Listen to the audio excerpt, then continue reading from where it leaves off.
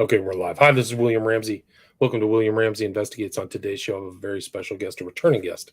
His name is Mark Shaw. He's just published a book, November 29th, 2022. Title of the book is Fighting for Justice, The Improbable Journey to Exposing Cover-Ups About the JFK Assassination and the Deaths of Marilyn Monroe and Dorothy Kilgallen. And this is not the first time we talked. We talked a couple times last year. The first time was about kind of the same issues. The title of the book we talked about in 2021 was Collateral Damage, the mysterious deaths of Marilyn Monroe and Dorothy Kilgallen and the ties that bind them to Robert Kennedy and the JFK assassination. That was published June 1st, 2021, I think. Or our interview was June 1st, 2021. Mr. Shaw has published many books.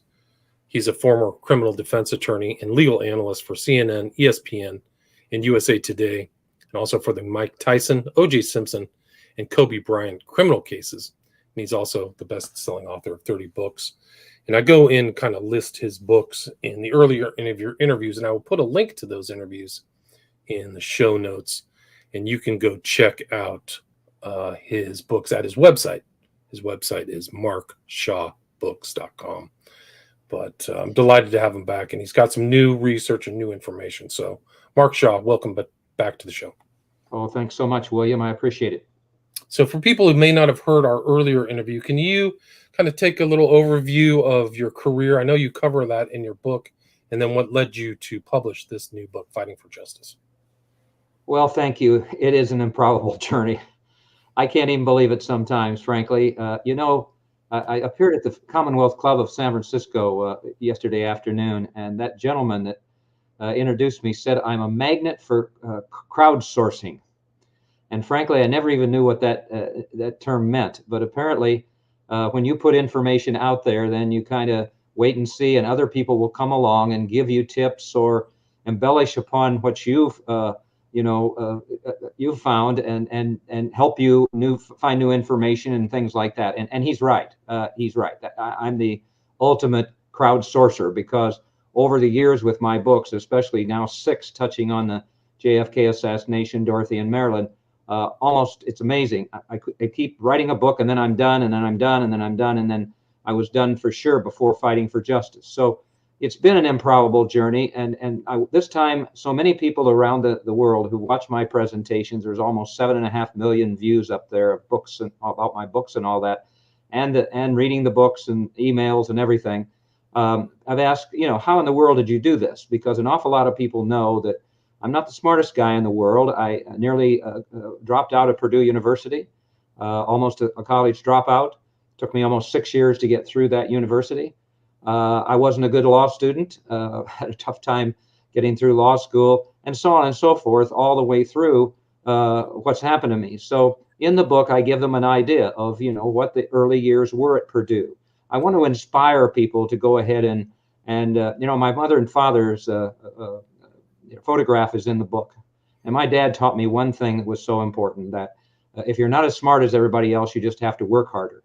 And I've done that all the way through the careers that I've had that we can go through in just a minute, but especially with my research about the JFK assassination, because, for whatever reason, I think my research gets as close to the truth as can be possible. In this situation, we're going to expose for the first time what I believe is the most alarming example of government corruption in history.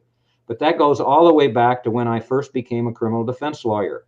And I did that by accident, basically, William. I had no idea that that's the area I would get into after I graduated from law school.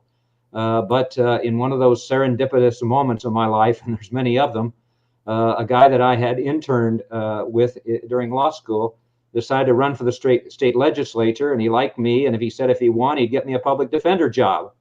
And he won. And on a Friday, I had no job, and I'd never tried a criminal case. And on a Monday morning, I was trying a first-degree murder case of a man who shot his girlfriend from 6 feet away with a shotgun in front of her children. And when I was appointed to represent him, he asked me, Mr. Shaw, now how many cases have you tried? And I said none. And he said, well, okay. I said I took some classes in law school. And so on that Monday, I represented him the best I could. He was convicted, of course, but after the verdict came in, he turned to me and he shook my hand and said, thanks for doing the best you could do. And that let me know that maybe this was something that I could do. And so I began a legal career, became one of the most prominent attorneys in the Midwest. The big break for me really came when F. Lee Bailey, who your audience will recognize, represented Dr. Sam Shepard and Patty Hearst and all of that. OJ. There was a murder case in Indiana, really unusual case. It was a doctor who was supposed to have killed a DEA agent who was in his office suspecting the physician of dealing drugs. They found his body on in a lake, bobbing up on a cement block with no head, and they called it the headless torso case. And Bailey represented that man, and then Bailey got in touch with me out of all the lawyers around the Midwest, and I tried that case with F. Lee Bailey, and that really catapulted me on. For the next few years, and I'll make this a little bit short, but I had most every one of the high-profile cases in the Midwest. People trusted me, did my best job for them. I was at the jail at 6 o'clock in the morning, investigating my cases during the day, trying the cases, and I had a pretty darn remarkable record of the last 6 or 7, 8, 10 cases of first-degree murder of getting an acquittal. But just like everybody has this happen to them with their career they're in, I finally decided that wasn't the life I wanted. If anybody knows about the criminal justice system, obviously the victim is gone, or their life has changed, and whoever perpetrated the crimes going to prison most of the time. It's just a very dark profession. And so I said to myself, hey, I got to do something else. So I left the Midwest and I moved to Aspen, Colorado, where I had spent a couple summers. And I think you'll get a kick out of this. The first thing that happened, I'm going to take off my hat and just show you, I still have a lot of hair, but a lot of people thought I looked just exactly like John Denver. And I've got some good stories about that because many times people would come up to me and say, Mr. Denver, I'd like to have your autograph. And I would say, well, I'm not John Denver. I can't sing a lick. And I'm Mark Shaw. And they would say, well, listen, just in case you are John Denver, would you sign your name on this napkin or whatever? So I would sign it, Mark Shaw.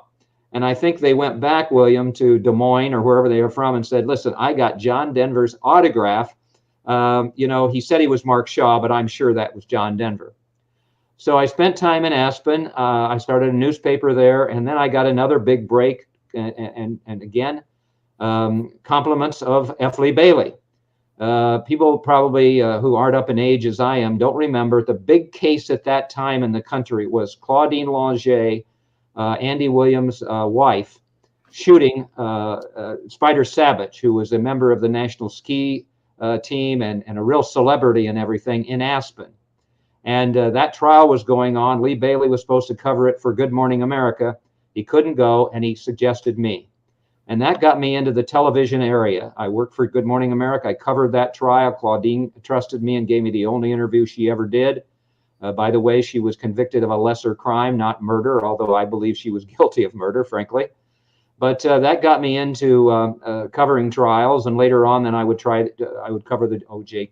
Simpson case, actually being on the air on ESPN when he was driving around L.A., and then the Kobe Bryant case in Colorado when he was charged with rape. That case will always bother me because whenever I hear Kobe Bryant's name, I remember what happened in the courtroom. They exposed the victim's name. She ran away, wouldn't testify. Kobe Bryant was acquitted. In my mind, he's a rapist and should have gone to prison. I get criticized for that, but all the evidence that I saw, I thought he was guilty. So, I hadn't covered those trials, and I hadn't covered any other trials. And I think from looking at the book, William, but the next break that came along was the Mike Tyson case.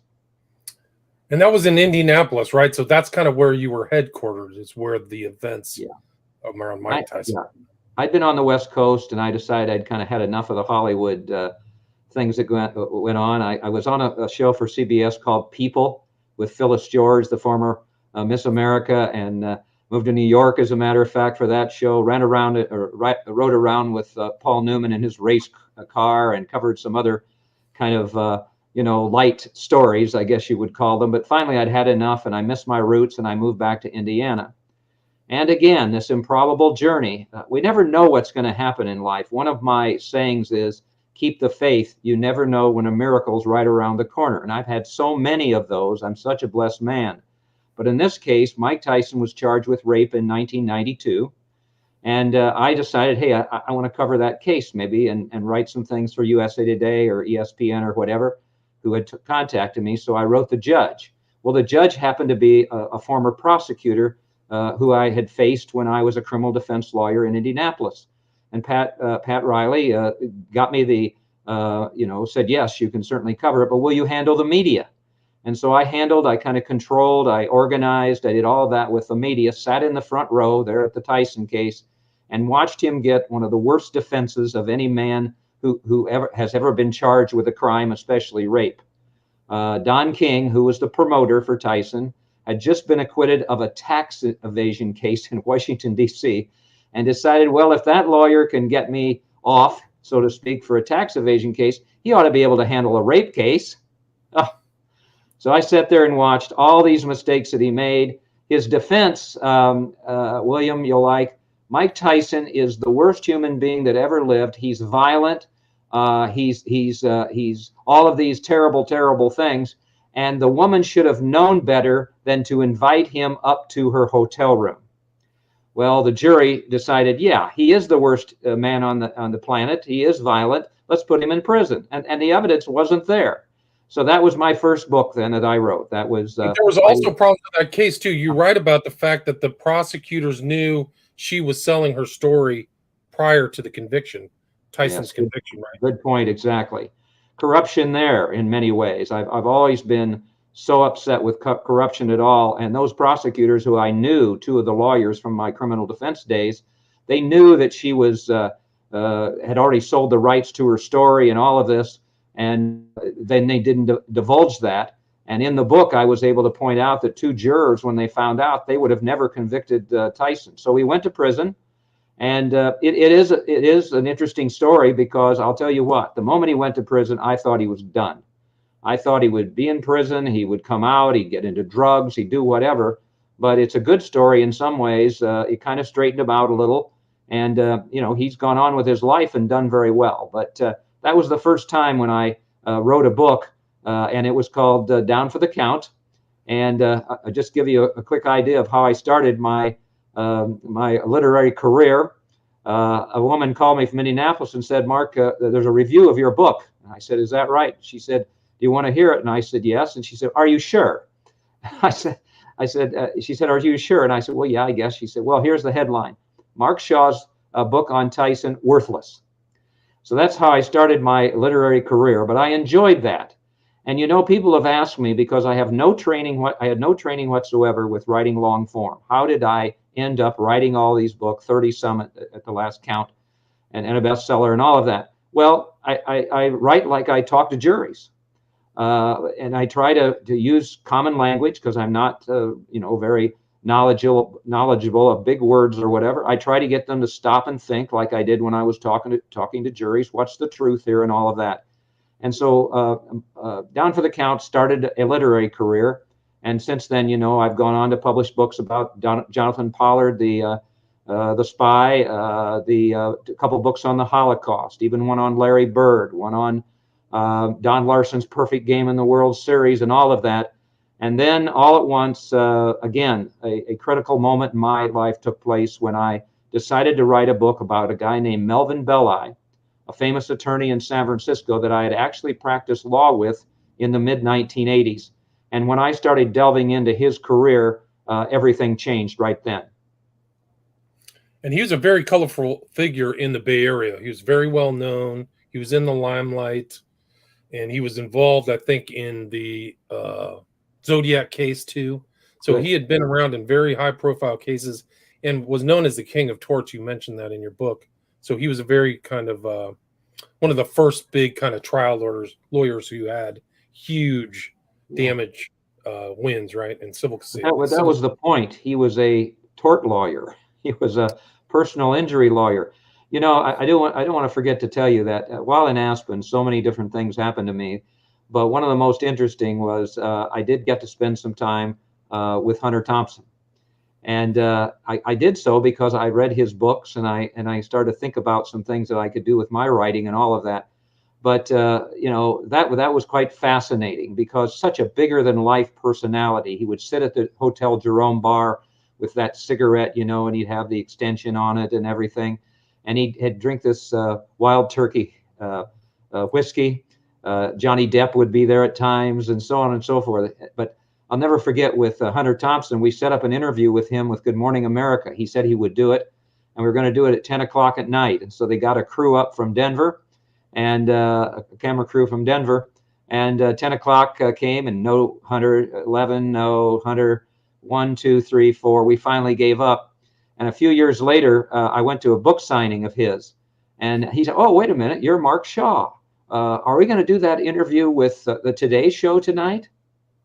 I mean, that was Hunter Thompson. And I just bring that up because some of these things in this improbable journey, you just can't make up. But Belli, back to him, yes, you're right. The Zodiac case, he handled a lot he was one of the first to sue the pharmaceutical companies and get multi-million-dollar verdicts and all that. But when I started looking into his life and times, what I found out was his affinity for the mafia. Mickey Cohen, a dangerous Los Angeles gangster, was one of his best friends, and he represented Belli represented Cohen. And I got to thinking, something's wrong here. He's a personal injury lawyer. How in the world? I mean, you're a curious guy, William. You would have done what I did. And you know, I started thinking, how did he become Jack Ruby's lawyer for a capital case when Ruby shot Lee Harvey Oswald?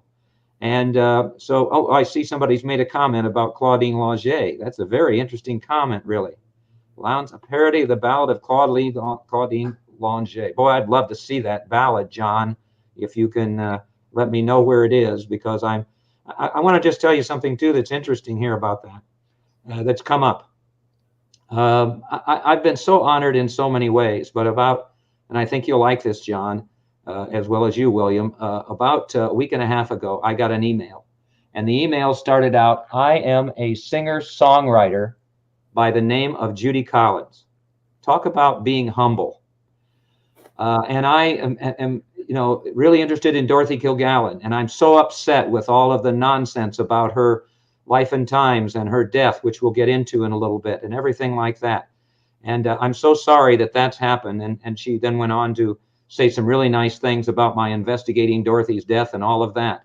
But she was in Colorado when Claudine Longet shot Spider Savage, and she wrote a poem about it, and she sent that to me. So it's interesting, John, how that kind of correlates there. But what an honor to have you know, Judy Collins get in touch with me. We've been emailing back and forth, and I'm actually going to see her in a concert up here at Santa Cruz in January. But you know, that was Melvin Belli. So I started to look into the JFK assassination. And frankly, I was never interested in it. When I grew up in, this shows my age, but in 1963, I was a freshman in college. JFK died. I cried like everybody else. And then I heard, you know, J. Edgar Hoover shouting, "Oswald alone, Oswald alone," and I bought it, just like everybody bought it. And as you'll see, that the corruption started right then, as we talk about in the new book, Fighting for Justice. So what I did is I went back to the 60 election. And quickly I will tell you that what I found out, of course, is common knowledge. Joe Kennedy knew they were going to lose that election. JFK was going to get beaten by Richard Nixon unless they won Illinois and West Virginia.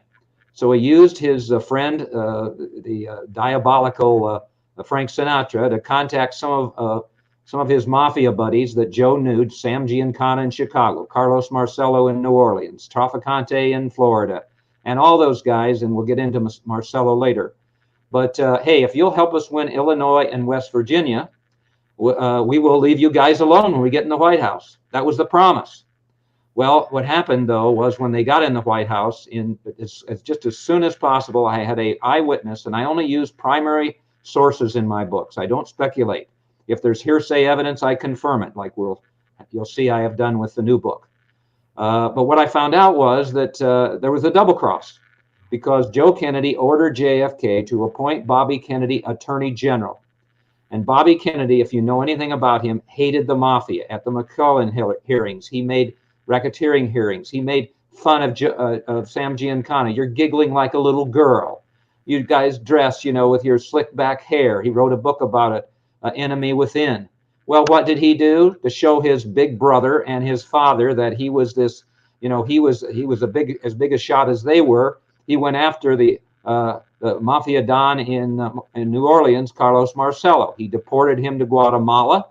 Marcello got back in the United States, and Dorothy Kilgallen, when we talk about her investigation of the JFK assassination, this famous reporter in New York City, you'll see that she honed in on Marcello. And why? Motive.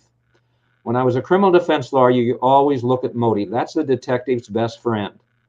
And what happened is that Marcello decided that he had to revenge what Bobby Kennedy had done. And so what he did is he decided, listen, I've got to get rid of that guy. And so if I kill Bobby Kennedy, then Jack Kennedy will come after me with everything the government has. But if I kill JFK, if I orchestrate his death, then Bobby Kennedy will be powerless. And William, that's exactly what happened. Bobby Kennedy resigned as Attorney General and never went after those guys again.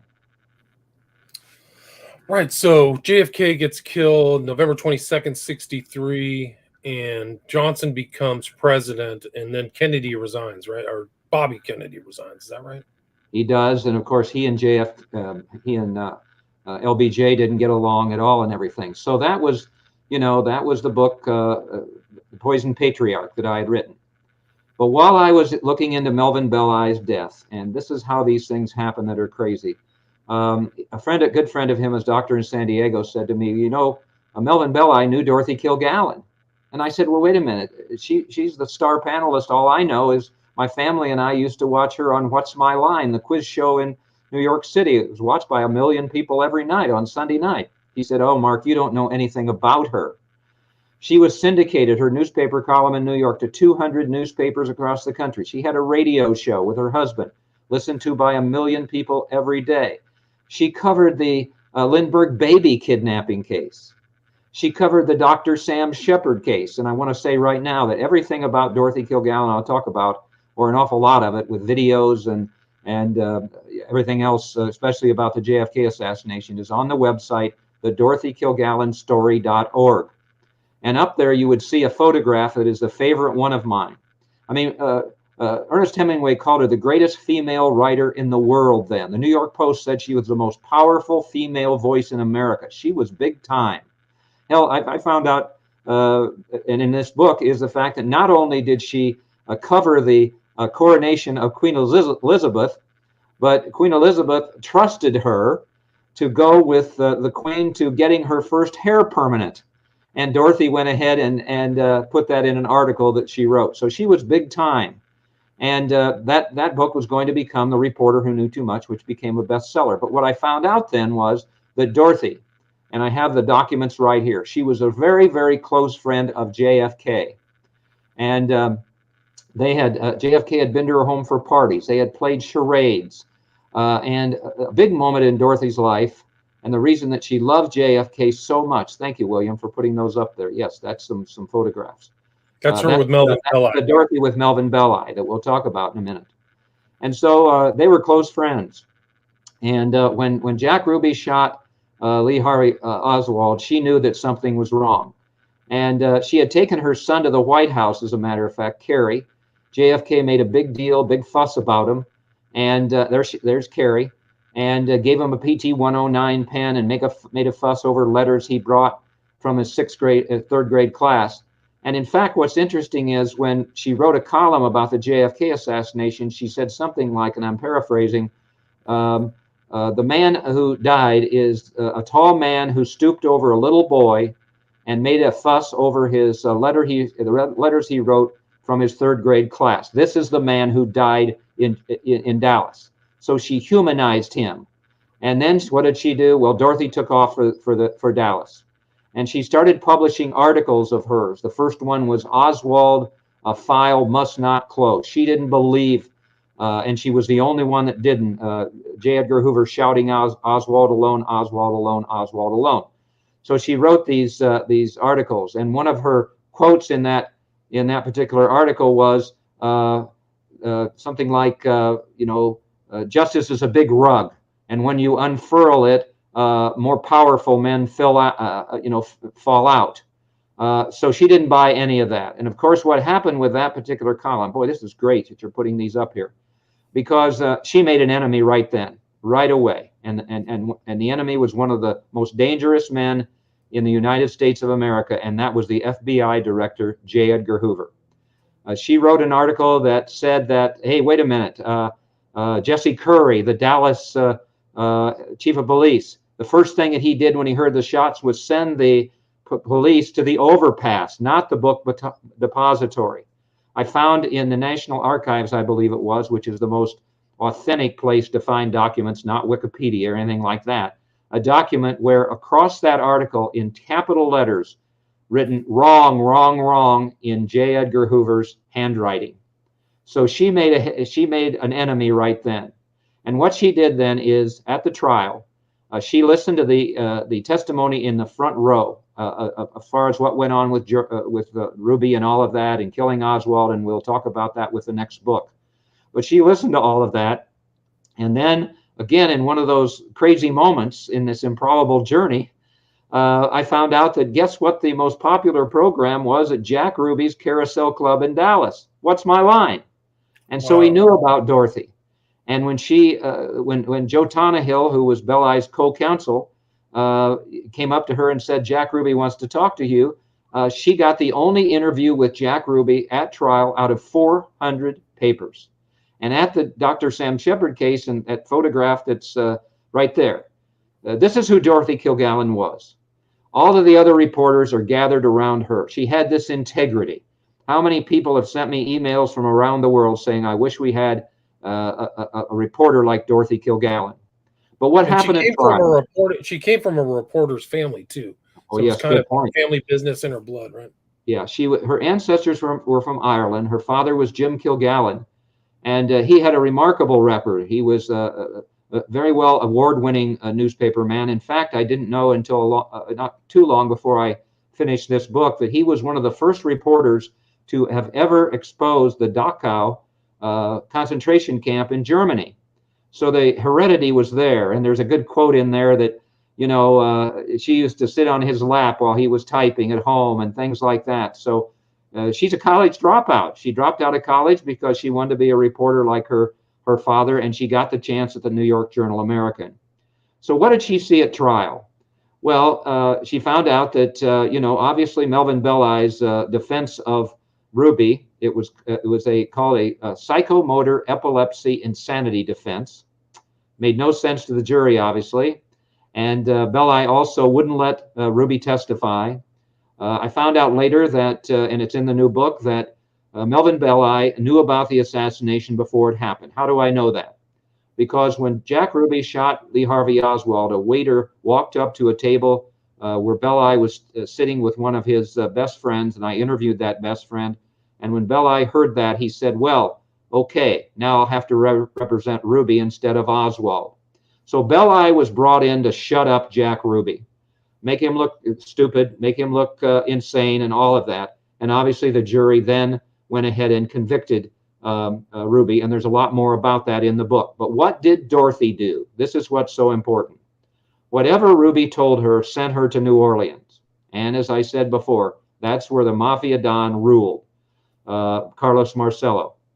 And his empire, which is a multi-million-dollar empire at that time, stretched to Dallas. And he had his underlings, Joe Savillo and Joe Campisi there. And we're going to talk about how Marcello then went ahead and decided he was going to, silence Bobby Kennedy by killing JFK, because it all stretches in there. There's a silver thread, just a simple thread through all of this, not these crazy conspiracy theories that are out there, but there was obviously a plot to kill the president, and Dorothy knew about. So she goes to New Orleans and she interviews whoever she's supposed to interview. She takes her hairdresser with her, and then while she's there, she said, listen, you go back to New York City and don't tell anyone you were here. And Dorothy had obviously gotten her in danger. She knew about what was said at the Ruby trial. She knew the evidence was that Jack Ruby just didn't happen by the Dallas basement to shoot Oswald, that there was evidence that he told a very reputable source. I will be there when the transfer takes place. The police will help me get in the basement. I will make like a reporter to get in. So Dorothy had all this information in her, and she was in danger. She went back to New York City, and she made the same mistake that Marilyn Monroe made, and we'll talk about her, how that investigation came up in my life. She was a blabbermouth. I'm going to crack the case wide open. I know there was a conspiracy. I know this, I know that. I'm writing a book for Random House, a tell-all book for Random House. And so as the fall of 1965 came along, Dorothy was on What's My Line on the 8th day of 1965 in the evening. This is What's My Line. That's Bennett Cerf. That's Dorothy on the right. John Daly is the moderator, and there's Arlene Francis. Very popular program.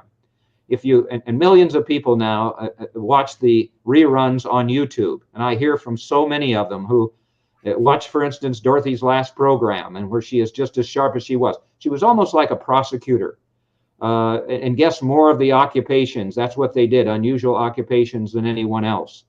So I started looking into Dorothy and all of that, and what I found out is that on the last day of her life, she did the program. Then she went to P.J. Clark's, which is a famous watering hole in New York City, and then she was to meet this journalist she had met earlier during a European media junket. He was from the Midwest. His career was going nowhere. They ended up having an affair, and I found out that this man, Ron Pataki, was able to get Dorothy to trust him, and gave her a great deal of information about her JFK investigation, assassination investigation. So as this date came up, she had shared that with him. And although I interviewed him several times, he denied all that. He denied the affair. But on the last night of her life, she met with somebody, a man, at a hotel near where she lived on East 68th Street. And we've been able to prove that was Ron Pataki. And something happened that night. And I've been able to prove that now, because what happened is Dorothy died. And when she was found the next day, the medical examiners came and they decided there was an empty bottle of Seconal and that she overdosed. Circumstances undetermined, they call it, which is a very strange verdict. But I was able then to look into this. The police never investigated. I did find out that J. Edgar Hoover, shortly after Dorothy died on that Saturday morning, sent his agents to her home. I was able to prove that he had them take all of her files, investigation material, everything else, which has disappeared to this day. But then looking into the forensics of all of this, William, I was able to find out that there wasn't just one barbiturate in Dorothy's stomach, three, phenobarbital, Seconal, and Tulinol, and together those were lethal. And at Pataki, according to the theories that we have and the forensic evidence and what made sense there with those who were at the family home, went with her to her home and deposited, inserted, whatever you want to call it, those barbiturates into a vodka and tonic that she drank, and obviously died of an overdose of drugs, but not her own doing. It was Ron Pataki, and it was murder. So I kept tracking down exactly what happened to Dorothy, and that became, as I say, the bestseller, The Reporter Who Knew Too Much. I tried with the New York District Attorney's Office to get Pataki investigated, also with the New York Police Department Commissioner. I went back to New York and met with him. They did a half-ass investigation of Dorothy's case, saying it was too expensive, too long ago, and so on and so forth. But with the new evidence I have in Fighting for Justice about the missing link in my mind, how much more danger Dorothy was in than I knew, I'm going to keep trying to see if I can't get a new investigation of her death. Wow, and she was right. So all that information that she had, that Ruby was loitering around the police station, has all been verified through pictures and videos. And Ruby pops up and all these things, and they were dragging Oswald in between offices like they were trying to set him up for a shooting before he ended up, I think, getting shot on Sunday morning, if I remember correct. Oswald, so the assassination happened on a Friday. Ruby shoots Oswald on a Sunday, and then all three people are buried. Tippit, JFK, and Oswald are hastily buried Monday. Right, and then because of with the Oswald alone theory, everybody just goes off on that track except for Dorothy, and what she did to try to expose the truth is what cost her life. I try to say that And we'll get into that a little bit more. But you want to know why Dorothy Kilgallen had it right in all of her columns and everything else she did? Well, they killed her. And they couldn't let her write that book for Random House. And as far as the Ruby testimony at trial, I got another break. I'm sure your audience is wondering what's going on here. I certainly have. Because I got a call from an attorney in Fresno, Greg Mullenux, a very well-known attorney. Oh yeah, we should talk about that in a second. But let me tell you, in the next book, Denial of Justice, which was the fourth book, yeah, I had the Ruby trial transcripts. Greg sent them to me. There's a picture in the book of me looking through them, 2,000 pages, and I found all that corroborative evidence of what I talked about with Ruby. I will be there and all that kind of thing. This is important because it'll come up with the corruption that I found, what I think is the most alarming corruption in U.S. history at the Warren Commission, because in the Warren Commission report, it will say that Ruby had no connection with the police. And, you know, Dorothy was so good at looking at the little things. I'm a disciple of Dorothy Kilgallen, because remember what my dad said, if you're not smart enough to do things, find somebody that is. Well, Dorothy was.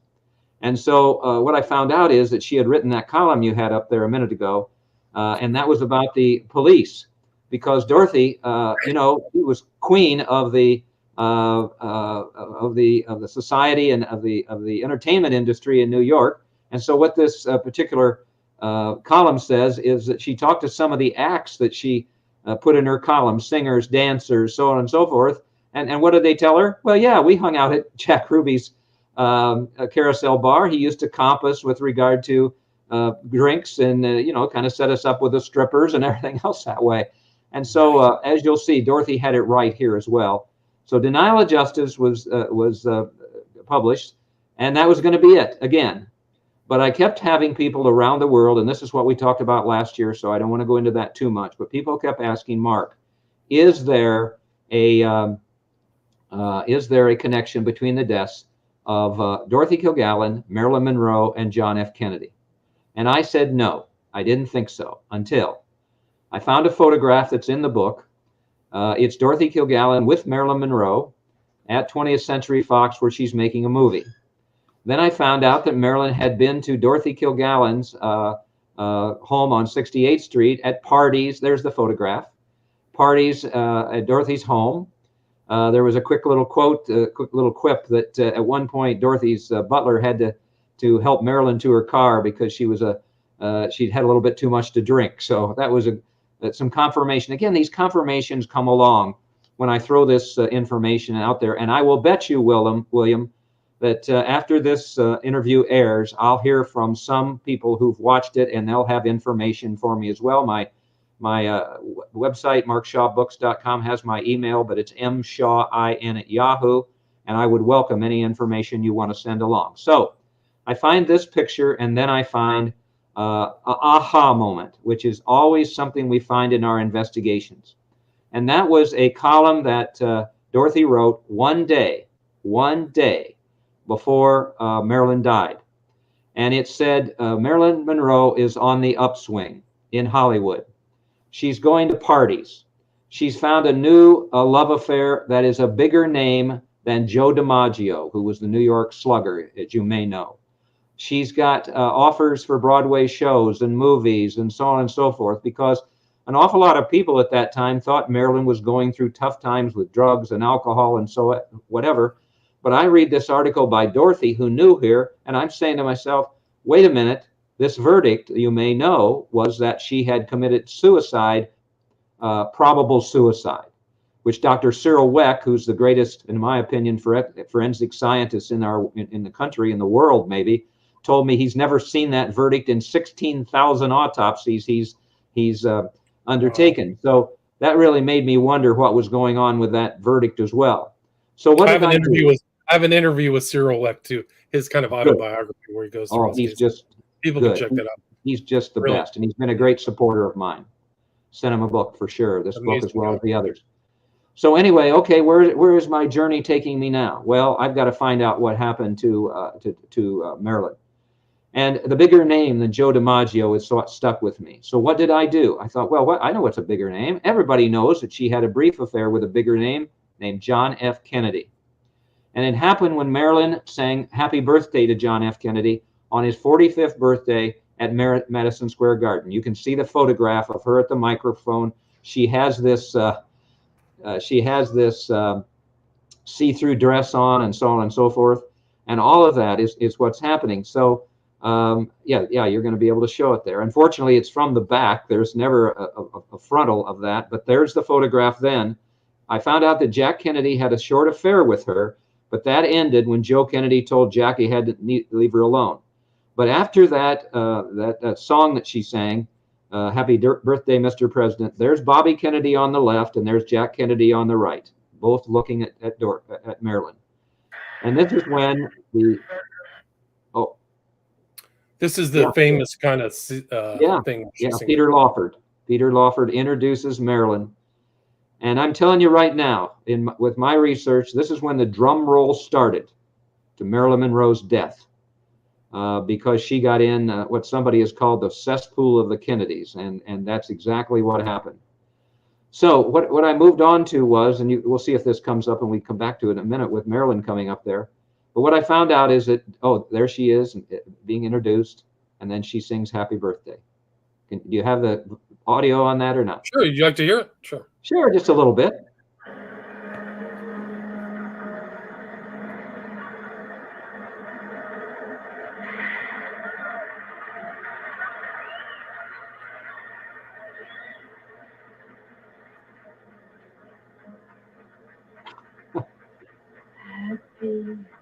Happy birthday to you.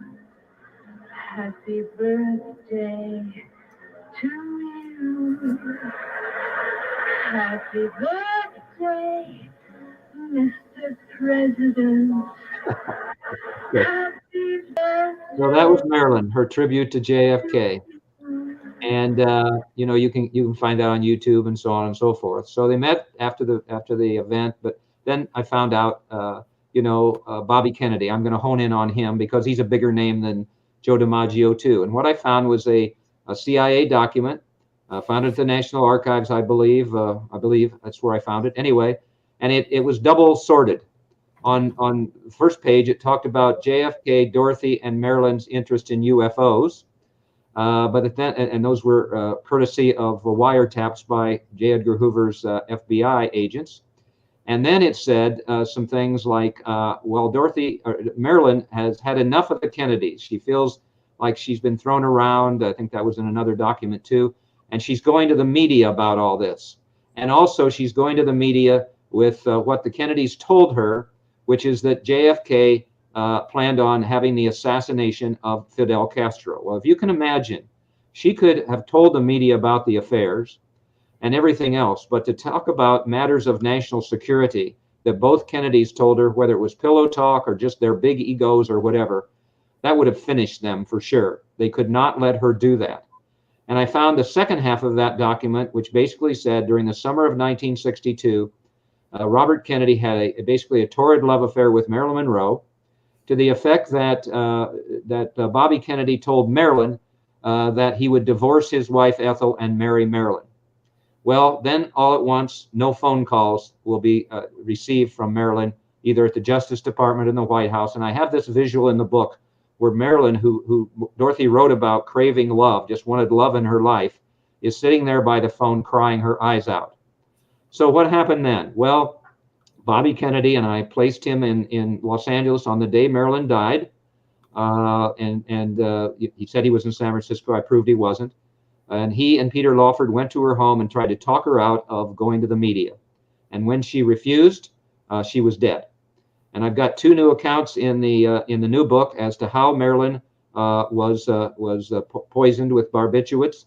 It's not a very pretty story, and I don't want to go ahead and say too much about it on the air like this. But there were the way that they did it was just despicable as to how they killed her.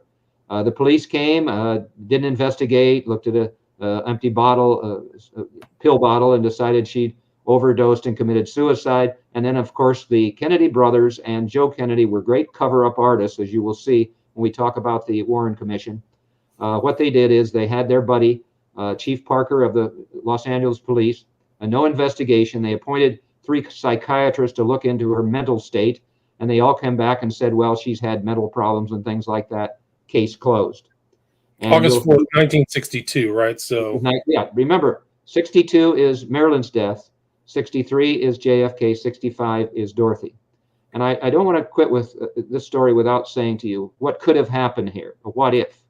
If Bobby Kennedy would have been prosecuted for Marilyn Monroe's death based on the compelling evidence at the time, which should have been gathered and wasn't, there would have been no need for, he would have had to have resigned, and there would have been no need for Carlos Marcello to have orchestrated the death of JFK to make Bobby powerless, because he would have been powerless already, and there would have been no JFK assassination for Dorothy Kilgallen to have investigated an investigation that caused her death. So right there, and I get pretty emotional when I say that, Marilyn should have never died. This was just the Kennedys in action there, and very much disturbed me. So that was all in collateral damage, because she was collateral damage of what happened with Bobby Kennedy.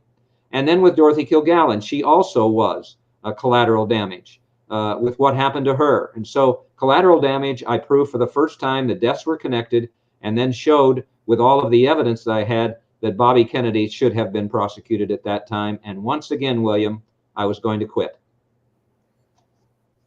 right, and I mean that's really incredible. If it would have been exposed that she had been with Bobby and JFK at the time, it would have destroyed both of their political careers. It would have destroyed JFK's chance in '64, yep, right? And Bobby's legitimacy at that time. That would have been a huge scandal. So, but that one sentence in that CIA document that's in the book, when the readers see it, they send me emails and everything. It's just hard to believe that the Kennedys try. You know, Joe Kennedy had a trophy wife. That was Gloria Swanson, the silent movie star, to the effect that the way he treated his wife, Rose, in the book, I quote a book called The Kennedy Neurosis, which was written in '73, I believe it was, back then. And it talks about how the Kennedys, men, became sexual predators. I've even got something in the new book about the fact that Jack Kennedy, when he married Jackie, he'd already been married and basically was a bigamist. So the Kennedys, you know, were womanizers. They were, you know, that's what, you know, they were best known for. But this whole situation with Marilyn Monroe should have never happened. And you know, it really bothers me that's what happened to this woman, who was not a dumb blonde. You can read her poetry in the new book. You can read the fact that she read Ulysses and so on and so forth that way. But all of that kind of, you know, let me believe at least that I'd circled back and I'd proven that Dorothy was murdered and Marilyn and all of that. And so, as I say, I was going to quit. Right. But do you think, just in a quick question, do you think that the Kennedy's enemies knew at that time that they were involved in her death? So do you think that was another thing that may have led to JFK, is like they knew that they were involved in killing this innocent woman? Well, I do. And I'll tell you why. Because J. Edgar Hoover, while he was a despicable human being in so many ways, this lie about Oswald alone and all that, Oswald alone, been perpetuated through the years, especially at the Sixth Floor Museum in Dealey Plaza, which is all about a shrine to Oswald, which is ridiculous. But Hoover was smart. He didn't have a little black book. He had a collection of little black books with the dirt on everybody, all the politicians, the Kennedys, everybody, and they knew he had it. You know, pictures of them with women and when they were married. I mean, congressmen, senators, everybody.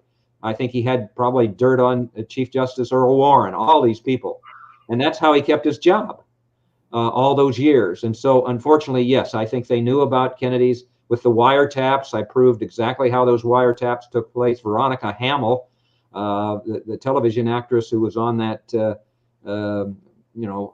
famous show on CBS, Marilyn's home. She bought Marilyn's home, and she found all of these wiretapped instruments in the home. It took her $100,000 to get them all out. So Hoover was a bad guy, and I know that the FBI for sure knew everything those Kennedys were doing. Wow, yeah, and I've heard that the Robert Kennedy was friends with one of the high-level heads of the LAPD at that time in '62. Yeah, that was Parker, and that's how they covered up Marilyn's death. So I was going to quit, and then I got a phone call in February. And I don't know how these things happen. As I say, it's just amazing. But this gentleman sent me an email first and said, Mr. Shaw, I watched a presentation of yours that went viral at the Allen Library in Allen, Texas, which is right next to Dallas, that you did 2 years ago on, I believe it was denial of justice. And he said, I knew Dorothy Kilgallen. Well, any time I get an email that has that information in it, my ears perk up, because so many people, you know, there's not so many people anymore who knew Dorothy Kilgallen. So he said, call me. So I called him. Well, what he told me, and I don't want to take too much of the time because it's in the book and everything, I had started to look into the Warren Commission, which I had never done before. And in the book, you will see transcriptions of audio conversations between LBJ and J. Edgar Hoover on November. The first one's on November 29th, 1963. My wife told me that yesterday that we think we got those at the Lyndon Johnson Library. And basically, what those conversations are all about are amazing. And I just want you to know what they were doing. They were stacking the deck. They decided with only those members that they knew that they can control with the Oswald alone conclusion.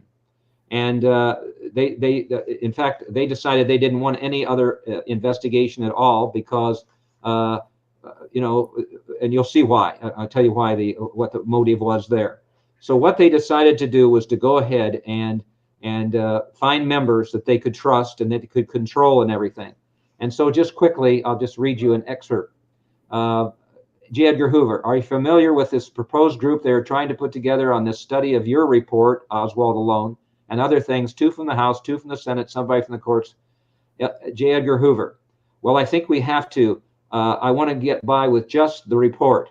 And J. Edgar Hoover then says, I think it would be very, very bad to have a rash of investigations, whether they're in Congress or Texas or whatever. LBJ, there's only one way we can stop them, to appoint a high-level investigation to evaluate the report and put somebody that is pretty good on that, who we can select, and so on and so forth. J. Edgar Hoover, yes, because we get a bunch of television going and it will be bad. J. Edgar Hoover, it'll be a three-ring circus. And then the second conversation, which takes place not too long later after that, they talk about each of the members that they can possibly, oh, thanks, Sabrina. I appreciate your comment very much. Means a lot to me. You know, they decide on who the members are going to be and they go down through them. Now, you're seeing the cover of the book. And that's important because when we talk about corruption in the Warren Commission, we're going to go through these individuals. And I'm going to tell you who the one is that I finally discovered. We could get through the code of silence that they had with the members through a whistleblower account that's never been exposed until now. So they go through them and they decide, well, you're going to see Alan Dulles there in the bow tie. He was the former director of the CIA, who Kennedy had fired, by the way. You got Gerald Ford over there. You got Senator Richard Russell. You got there's Chief Justice Warren. All of those. So, McCloy's in there, isn't he? John McCloy is right there on the left-hand side, all the way. A guy. That's Lee Rankin, who is the counsel to the Warren Commission. I think that's Senator Richard Russell there, the third one from the right. That's Hale Boggs. Anyway, we'll go into those and divulge the one that we need to talk about. But they got what they wanted. And so this man, and his name is Morris Wolf, and his photograph is in the book. He started talking to me about some things that happened. And I first looked into who he was, because you always want to do that, as you do, William, with the sources. And I found out that he was a Yale graduate. He went to work for Bobby Kennedy when Bobby Kennedy was in the White House, or Bobby Kennedy was in the Justice Department. He was in the White House because JFK was in the White House, and he gave me some information right then that I knew that this man was trustworthy. He said, you know, Mr. Shaw, I was the go-between between the Justice Department and the White House, between JFK and RFK, and I took messages back and forth. I rode my bicycle or I ran back and forth with those messages because they didn't trust this man who's on the right side of the cover, J. Edgar Hoover, that he wouldn't have wiretapped their conversations. That's just amazing that you think about that. That's the President of the United States and the Attorney General of the United States saying, we can't trust this guy. In fact, J. Edgar Hoover works for Robert Kennedy. Right. And the gentleman, Morris Wolf, told me that, Hoover used to circumvent Robert Kennedy and go directly to the president. Bad guy, that's for sure. And you'll see he gets even worse. So he tells me that. Wasn't the first time. JFK used to use back channels for communication during the missile crisis. And he had done that before and had gotten caught by the national security state. And they were incensed because they were kept out of the loop. So it's just mind-boggling that this man could have that much power. But remember that little black book that he had. He was in control. So what happens? Then this Morris Wolf says, well, Mr. Shaw, I spent about 2 years with the president, and then I started working for one of the commission members as his legislative assistant. And I said, well, listen, what was that like? He said, well, I have to tell you, I was so fortunate, and I want to get my paperwork out here so I quote this right. He said, I was able to go with the senator to the commission hearings. And again, these details are so important. I'm monitoring exactly how Dorothy would have handled this. You went with him? Yes, in his Saab. He was a tall man and he had trouble stretching in there, but I went to the hearings with him, and then I was able to sit in on the hearings and wait for him by sitting in the back. And what I noticed was at times the man I worked for was very distressed with what was happening because they wouldn't tell him when the hearings were. They basically, the staff did most of the investigating, not the members, which was just shocking to me. Because and the motive there is obvious. J. Edgar Hoover and Earl Warren and LBJ want to control what's happening with the commission. You can control the staff members a lot easier than you can the members. So he said, listen, I have to tell you exactly what this particular member of the Warren Commission, my boss, told me. The commission members already know about the Jack Ruby connection to organized crime, but they don't want to touch it. Now, that one is the most important one, as we'll get around to in a bit. They know about the Jack Ruby connection to organized crime, but they don't want to touch it. It's more than Oswald, but Hoover and Chief Justice Earl Warren keep pushing the Oswald alone conclusion. Our new president, Lyndon Baines Johnson, now wants to cover up and move on. They want to bury the truth under a pile of stones, and then this one. This is the rationalization that these 7 evil men, and I'll call them evil, deceptive, just unbelievably, dishonest 7 members of the commission rationalized their decision about Oswald alone. They, the commission members, say the Oswald conclusion is good for God and country, but there is internal corruption in the commission. So that's what this particular Warren Commission member told Morris Wolf. And he said, also I should tell you, Mr. Shaw, and this is what just made me yell and scream almost, I knew Dorothy Kilgallen. And I said, well, Morris, how did that happen? He said, well, I used to go to soirees, which your audience knows are parties, at this particular member's home in Georgetown. Jack Kennedy and Bobby Kennedy, or Jack Kennedy and Jackie were there at times because this particular member and his wife were very close friends with the Kennedys. In fact, they were the first couple to be invited to the White House. And I sat at the dinner table, Mr. Shaw, and every time I say this, I get a shiver, right next to Dorothy Kilgallen. And he called her a bright light bulb. He said she was such an incredible investigative reporter. While we're having dinner, she's asking me questions about this member's involvement in the commission hearings and so on and so forth that way. And it almost just blew my mind. And I said, well, okay. And, I want to tell you that one of the ways I confirmed what the information is that I gave you about what this member said is that I was able to find oral histories by this member at the University of Kentucky and the University of Georgia, corroborating an awful lot of what his disgust was with the Warren Commission and a couple things that I will mention. But one of the little things that was in there, Dorothy would have noticed, was that this particular commission member lived at 29th and N Street in Georgetown, and that's exactly where Morris Wolf told me that he had gone to the parties. So I have all this information, and then it just popped into my mind. I said, I have to ask you a question, because not only had Dorothy been at the Ruby trial. But a huge deal happened in, is it 1964, but first part of 65, when she published the Warren Commission Jack Ruby testimony on the front page of the New York Journal American. She was not supposed to have that information.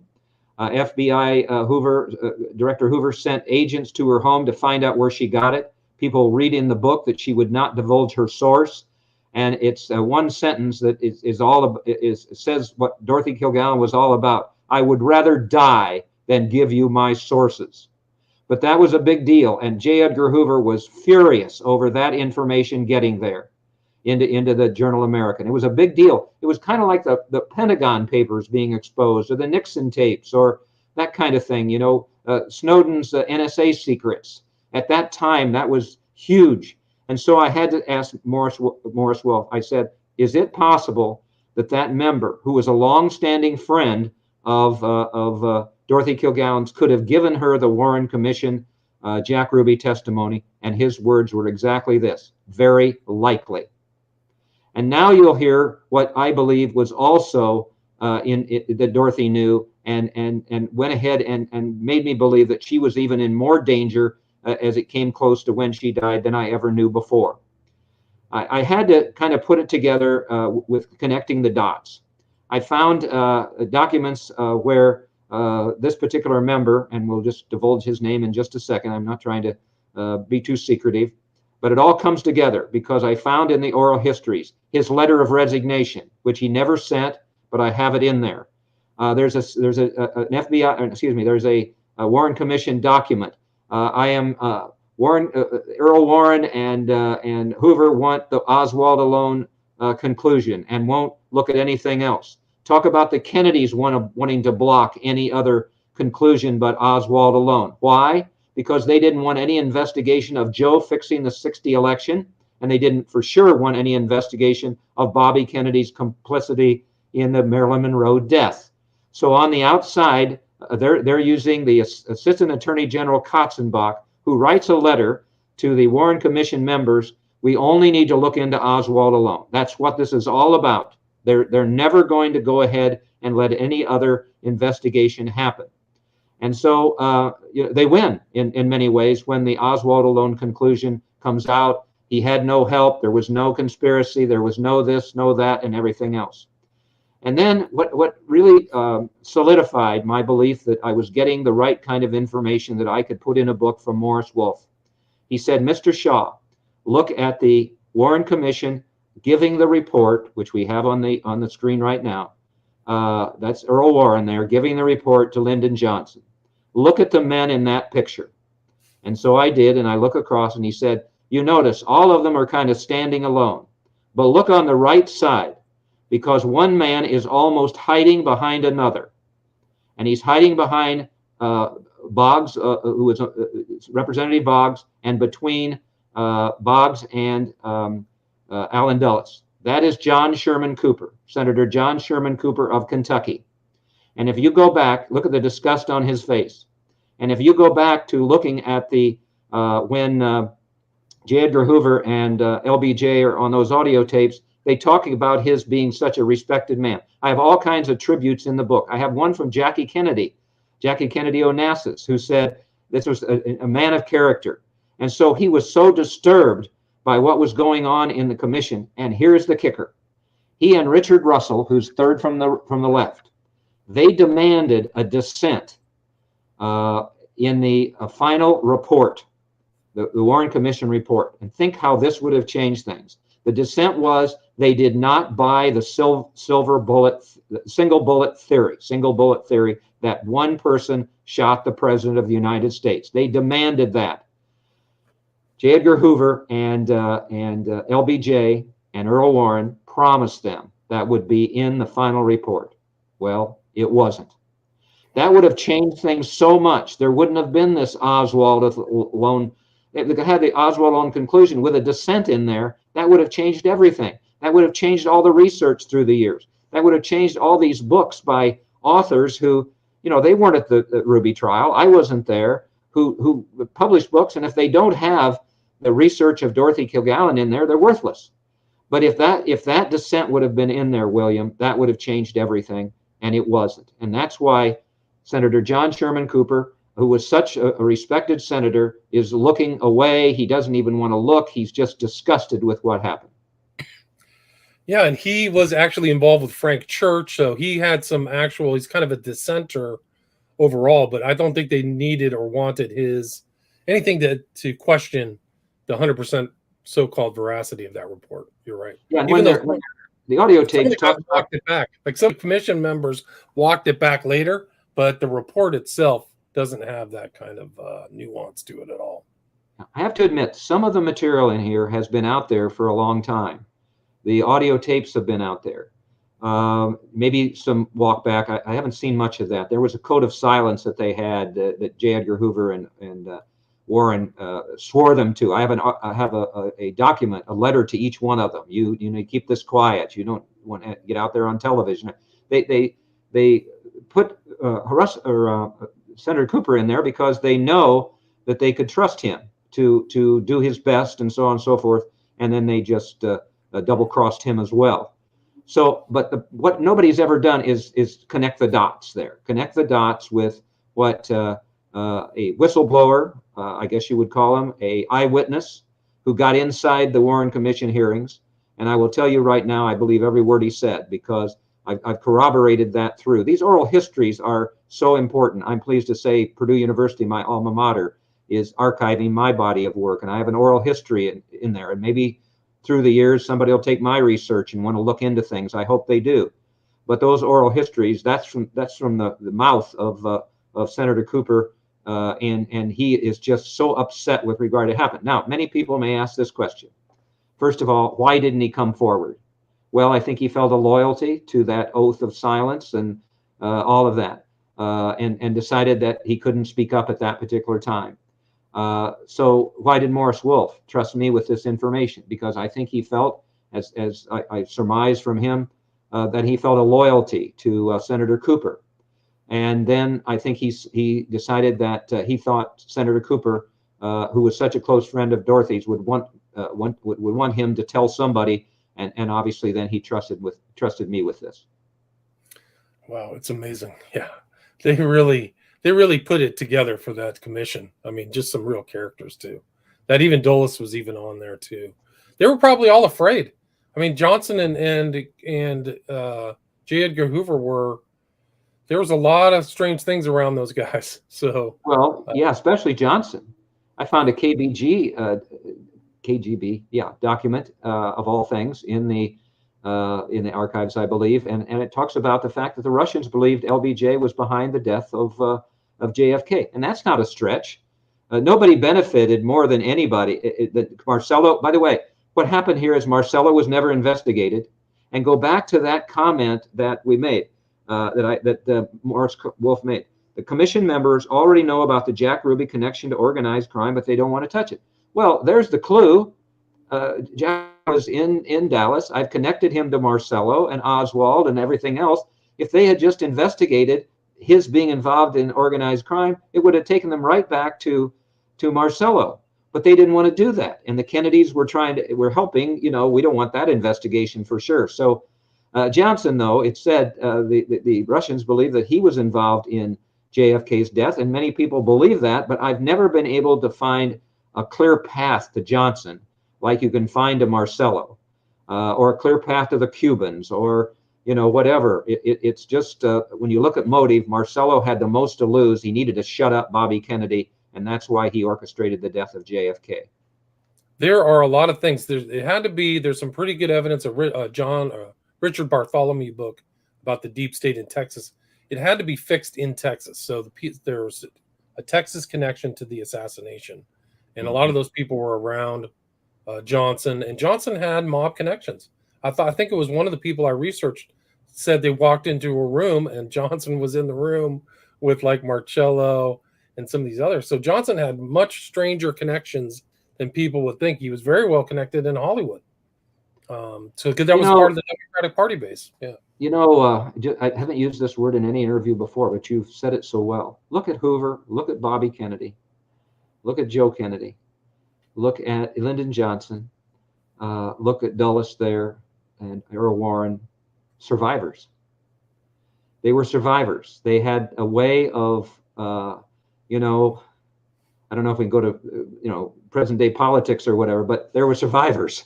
And, you know, both Democratic and Republicans have survived through the years some way or another, despite corruption. But in this situation, I think it's the most, you know, it just is the most shocking corruption that we can have. And obviously they got away with it. But I'm pleased to put it out there, and people can now read the book or watch the presentations and watch your interview and thing, and they can make up their own mind as to what happened. It's great. I mean, that you're doing that research and accruing that information is so important. So kudos to you for doing that. Mark, we are at about the hour, 10 minutes. Do you have time for a few questions? Absolutely. John asks you, Claudine Langier's case was an odd one. It was the victim's gun and drugs may have been in play. Is that correct? Claudine Langier would have been convicted of murder if the police hadn't screwed up so badly. They went to the home where she lived with Spider Savage. He was going to kick her out of the home. He'd had enough of her. And she knew that. So she's got this gun, and they're in the bathroom. And as she said in the interview, I'm going to put up my hands like this. As she said in my interview, I held it like this, Mr. Shaw, in her French, you know, voice, and it just went off.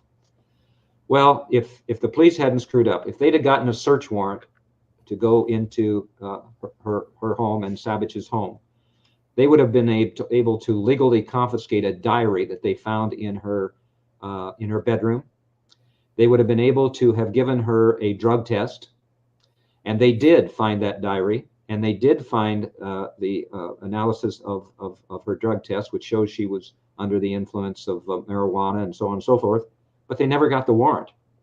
So at trial, that could not be introduced, John. And, you know, I've said over and over, and I really believe it, that there wasn't any accidental shooting of him.